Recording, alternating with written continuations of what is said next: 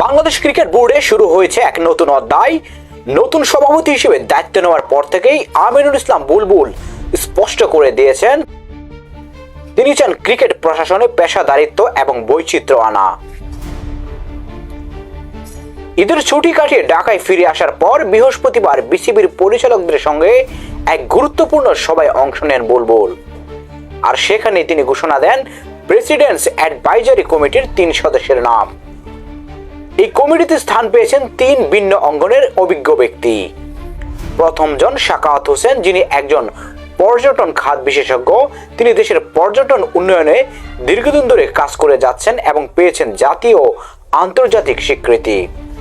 তাকে মনোনীত করা হয়েছে ক্রিকেট ট্যুরিজম উপদেষ্টা হিসেবে।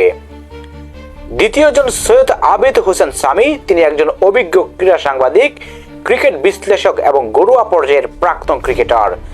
তাকে দায়িত্ব দেওয়া হয়েছে ক্রিকেট উপদেষ্টা হিসেবে। আর তৃতীয়জন ব্যারিস্টার শায়েখ মাহাদি, তিনি একজন আইন বিশেষজ্ঞ, যিনি আইন পেশায় সুপরিচিত। তাকে করা হয়েছে আইনি উপদেষ্টা। বিসিবির এক প্রেস বিজ্ঞপ্তির মাধ্যমে এসব তথ্য নিশ্চিত করা হয়েছে। নতুন সভাপতির এই উদ্যোগকে অনেকে দেখছেন বিসিবিকে আরো আধুনিক, পেশাদার এবং পরিসংখ্যান ভিত্তিক একটি সংগঠনে রূপান্তরের প্রথম ধাপ হিসেবে। এখন দেখার বিষয় এই উপদেষ্টাদের ভূমিকা ভবিষ্যতে কতটা কার্যকর হয়, বিশেষ করে দেশের ক্রিকেট নীতি নির্ধারণ ও কৌশল পরিকল্পনায়।